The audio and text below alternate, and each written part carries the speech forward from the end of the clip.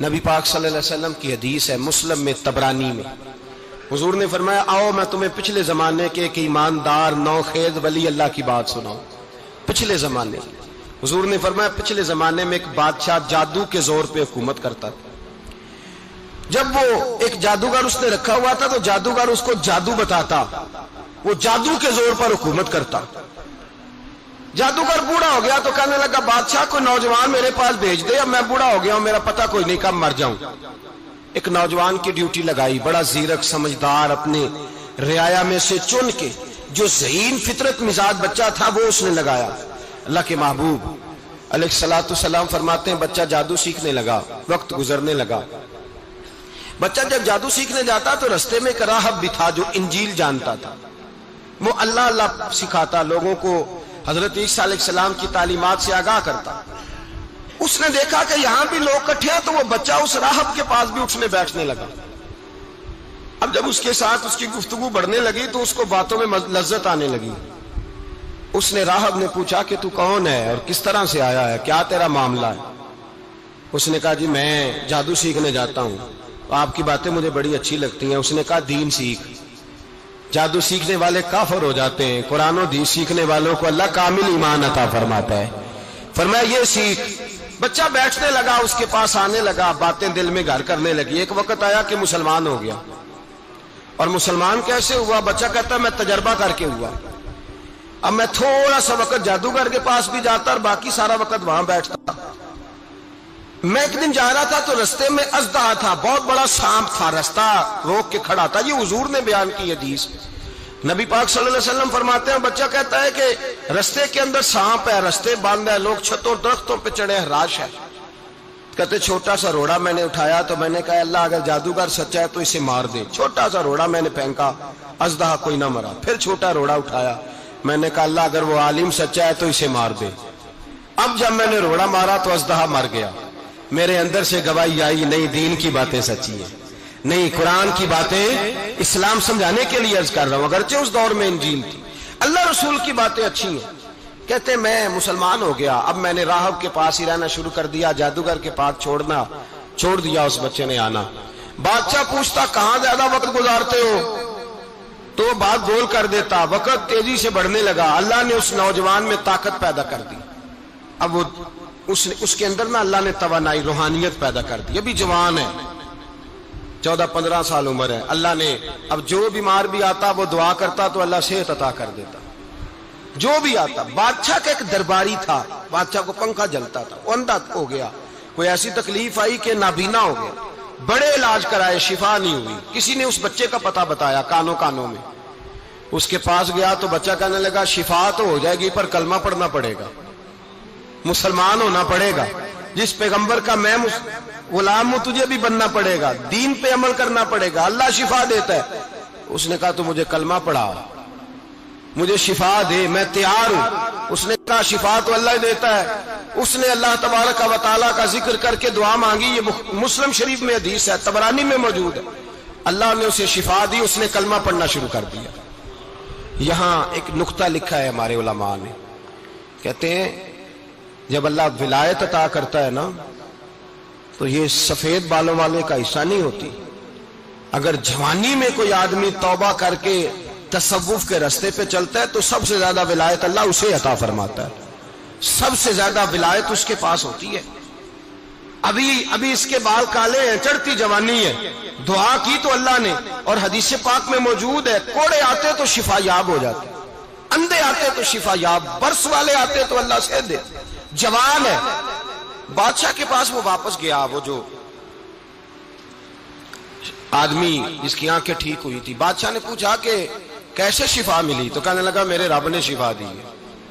بادشاہ سجدے کراتا تھا، اپنے آپ کو منواتا تھا معاذ اللہ، کہنے لگا میرے علاوہ کون رب ہے؟ اس نے کہا وہی رب ہے جس نے تجھے پیدا کیا ہے، اور وہی رب ہے جس نے مجھے اندھے کو آنکھیں دی ہیں، وہی ہے میرا مالک۔ کہا اچھا تو مجھے نہیں مانتا؟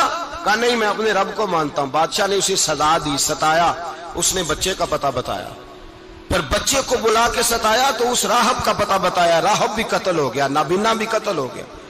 بادشاہ نے کہا سپاہیوں سے اس بچے کو لے جاؤ اور پہاڑ کی چوٹی پہ جا کے نیچے پھینکو تاکہ مر جائے. بچہ پہاڑ کی چوٹی پہ گیا تو ہاتھ اٹھا کے کہنے لگا یا اللہ میرے لیے نہیں اپنے لیے، میرے لیے نہیں اپنے لیے انہیں اپنی قدرت کے جلوے دکھا.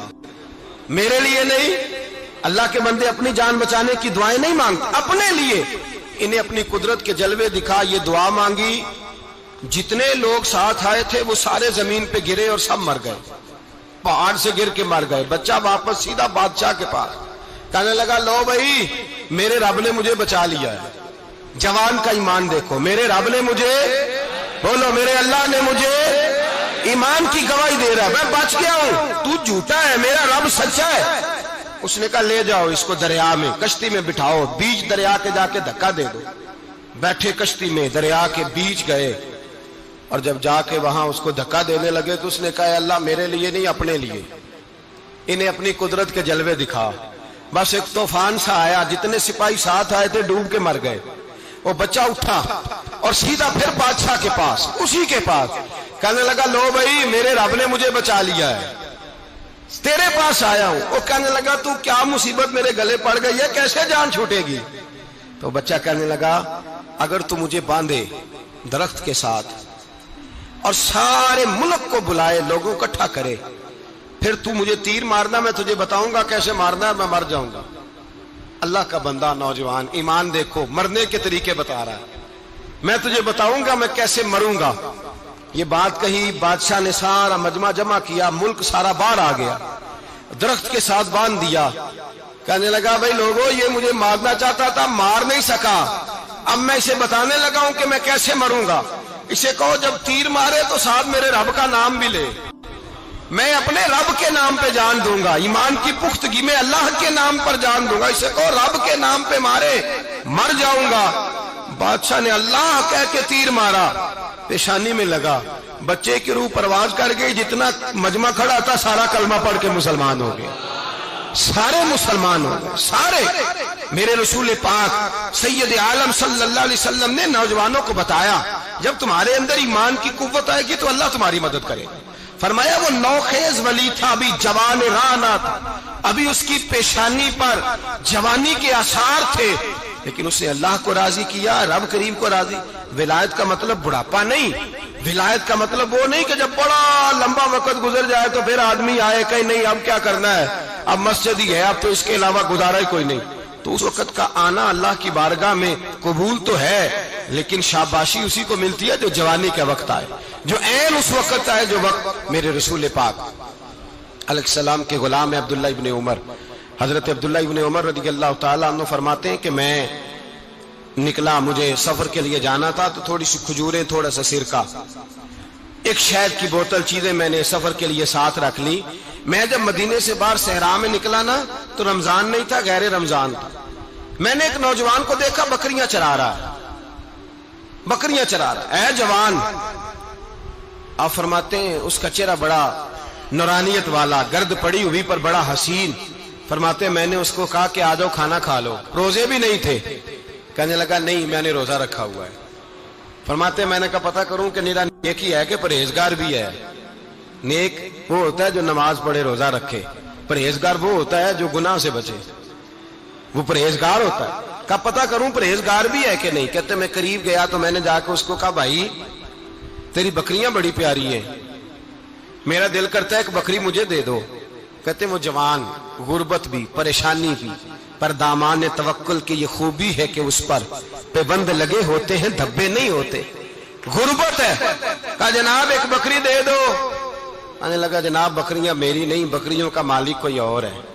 کہتے میں نے آزمانے کے لیے کہا کہ بکریوں کے مالک کو کہنا ایک بکری بھیڑیا لے گیا ہے، کہہ دینا بھیڑیا لے گیا ہے.